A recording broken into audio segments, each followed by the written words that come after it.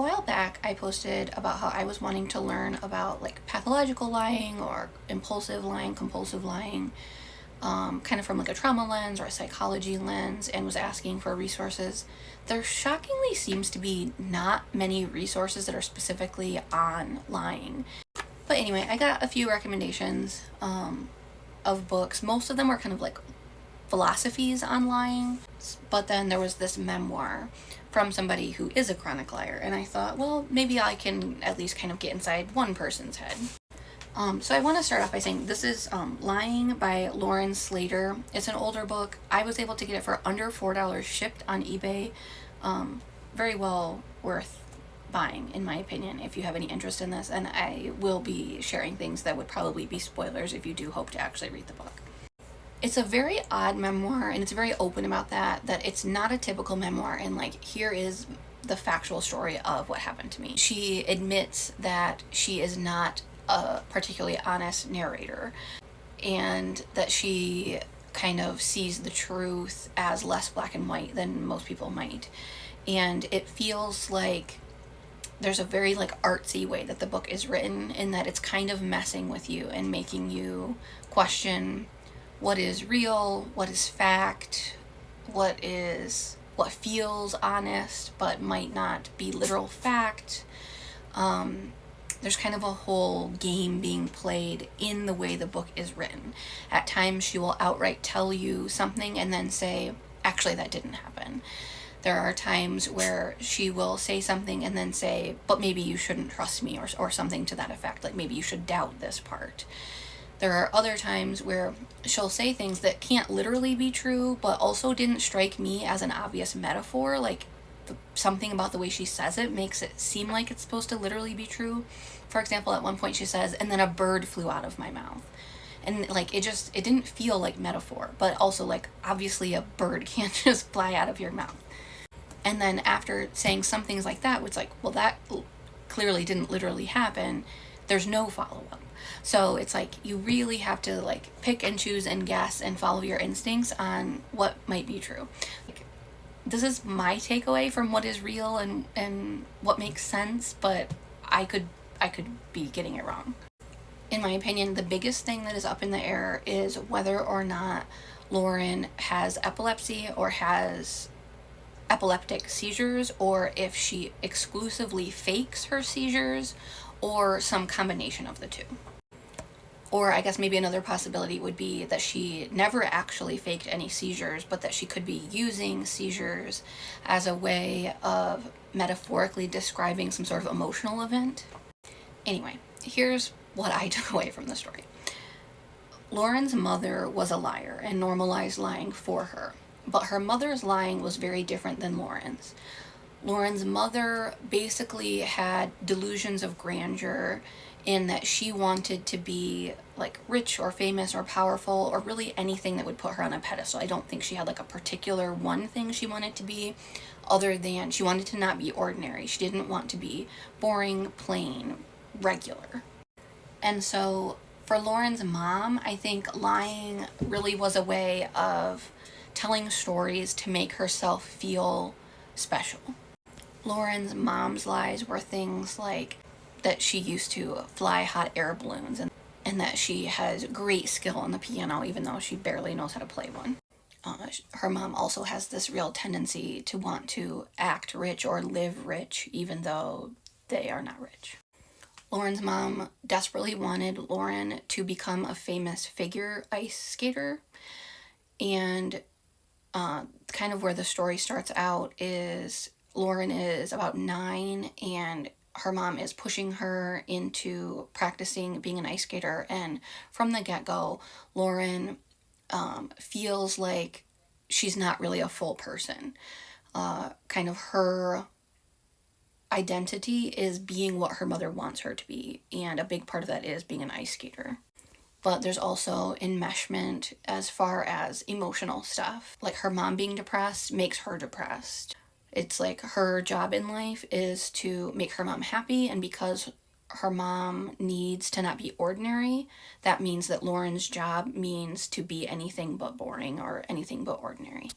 She also makes statements to the effect that basically her dad isn't a full person either, that her dad just exists to also kind of be a side character in her mother's main character role.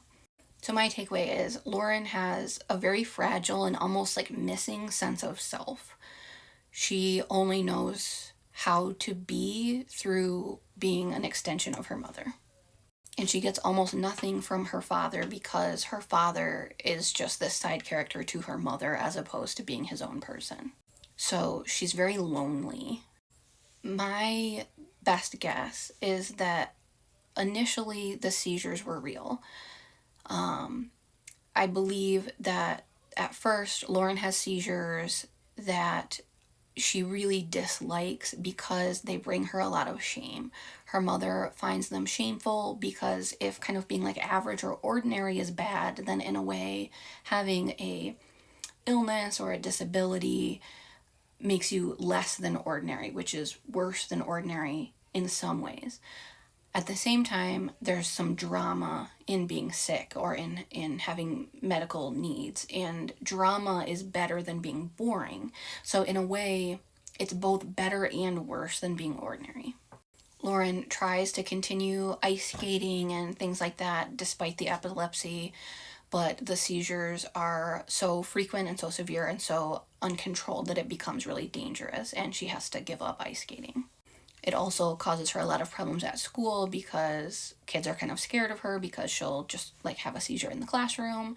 At times the seizures cause her to, I don't know how to say it nicely, like have accidents. Like late elementary or middle school kids are of course judgmental of a kid urinating in their pants even if they're unconscious, and so it causes her a lot of social difficulty. At times her mother does seem to really see her through her illnesses, though. She talks a few times about her mother like laying her hand on Lauren's forehead in a certain way, like lets her really be seen. At one point, she also makes a statement along the lines of something like, her mother didn't really have anything, and so I gave her my head. So kind of she gave her mother something to focus on and something to worry about, some drama to have through having epilepsy. At least that was my interpretation of it. But it's also not like, oh, she gets lots of over-the-top attention and feels super special from her mom for having seizures. It's like she really just gets a little tiny bit, but it does a little bit of something for her. I think what really changes things for her is when she gets a certain neurologist that really makes her feel seen and heard and cared for. And that's when she starts having this really dual perspective on her epilepsy from my perspective. Now it is still this shameful thing that she hates because it impacts her social life a lot and holds her back from other things that she would like to do. And then on the other hand, she feels really, really good being seen by this neurologist. Early on, when she was describing the neurologist, I was thinking that she had a crush on him, like a limerence level crush. However, there's a scene where after a appointment or something, she sees the neurologist meet his wife and his daughter, and she is extremely upset about the daughter. So that's when it made it really clear to me that this isn't really a romantic thing. It is that she really wants to be more of like his child. But big dramatic statements are made related to things like, and I was complete, or and I was whole, things like that, in response to the neurologist asking her questions and like being concerned about her. So I think something about that type of attention she was getting from the neurologist really made her feel like this lack of sense of self and this I don't really exist as my own person thing disappeared in those moments. And she's still maybe like 11, 12 years old at this point. She goes through a brief stint of stealing things to try to fill this hole in her and to just kind of feel something and be alive and feel like a real person. Part of the stealing is she will observe like neighbors' houses and try to like peek in their doors when they open their doors.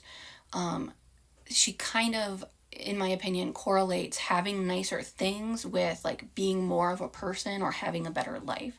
So I think she kind of becomes envious of other people's lives based on their stuff. Maybe somewhat absorbing her mom's view of like being wealthy makes you special or something. But anyway, she steals like tiny random trinkets, not like valuable things, from various neighbors as a little bit of a rush. Around this point, maybe 13ish or so, she admits to causing some of her seizures. She says she like basically focuses really hard and then it will cause a seizure. To me, that's where it's like, okay, some of these aren't like true epileptic seizures. These are likely psychological seizures or completely fabricated seizures. And she more or less admits to doing this out of like desperate loneliness. It seems like when she has like an emotional crisis, she will then cause a seizure. Like she had made reference earlier to how her mother would put her hand on her forehead. Sometimes nurses do that, and it kind of gives her nostalgia for her mother briefly seeing her a little bit. And so I think it's basically that sometimes she's so desperate to get rid of this extreme loneliness that she will fake a seizure to just have a nurse touch her head for a second. At one point, she is in a waiting room and somebody is there with a baby and is just kind of like doting on the baby. And she admits to hating the baby, wanting to steal the baby, but then ultimately recognizing that all of this comes from just wanting to be the baby, which I thought really, really spoke to how desperately she feels the need to be seen and loved and just is really, really lacking that initial connection with her mom. In her teens, she kind of discovers writing and realizes that writing can be a release of some kind, and then her seizures get better, which I think kind of means she stops faking the fake ones at least. Or maybe they are psychological seizures that she can't control, but having some sort of mental health outlet reduces her stress levels so that it reduces those. I don't know.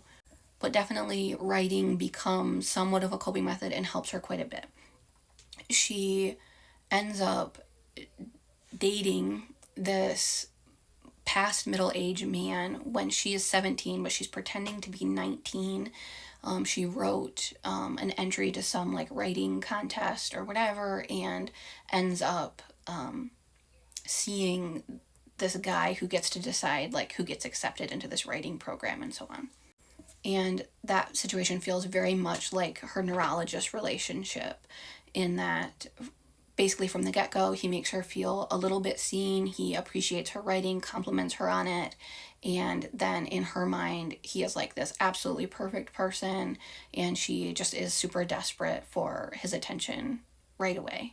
What I think is what we would call limerence. And part of what again leads me to think it was limerence is there's one point where Lauren realizes that this man is an alcoholic, and she talks about how like his appearance immediately changes to her. Like she immediately notices that he has gray hair and that he's like somewhat wrinkled, and it's like I think that a good bit of that limerence like fell away the second that she realized he was an alcoholic.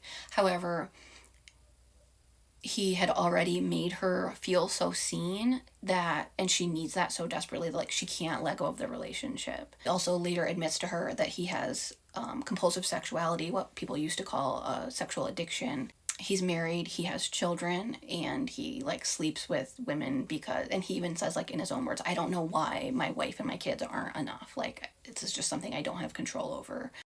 She knows that and is very hurt by that, especially hurt by the fact that he sleeps with at least one other of these writers because she perceives him as loving her because of her writing, and that is really critically important to her.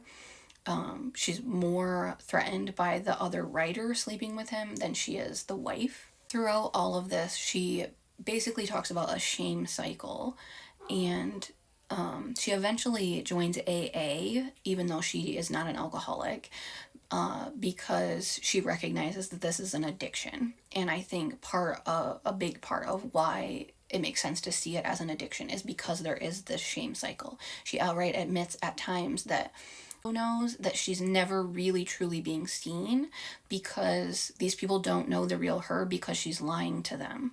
So she is conscious of the fact that this is like putting a band-aid on a wound of needing to be seen, but she's never really being seen. And yet, even though it's not real, she gets so desperate that she can't help but go back to this lying cycle when she's struggling. My overall takeaway is that she has this desperate need to be seen and a deep, deep fear of being exposed or of being vulnerable. And so lying is this way that she can feel seen without feeling exposed.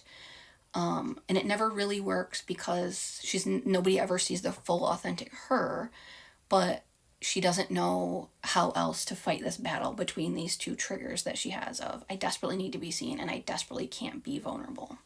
And near the end of the book with like the AA group and things like that, she gets to a point where she really wants to admit to people that she has lied a lot.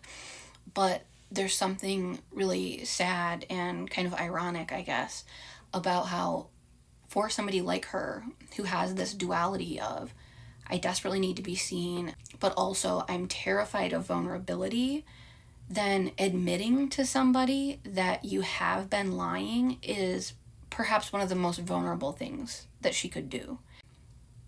That really puts her in a jam of, okay, I have to lie to people at first to feel any sort of connection or any sense of being seen with them and to develop any level of safety with them. But then once I do feel safe with them, it's not real, and I know it's not real, and so then I would need to expose the fact that I've lied up till this point, but exposing that would be so threatening to this relationship or pseudo relationship that I've built, and it's like the most vulnerable thing I can do, so it's like the scariest thing ever. So it really is just this trap that she gets stuck in. Of course, I have no idea how much this does or doesn't relate to other people who might be chronic liars or who live double lives or what have you, but I thought it was really interesting and insightful.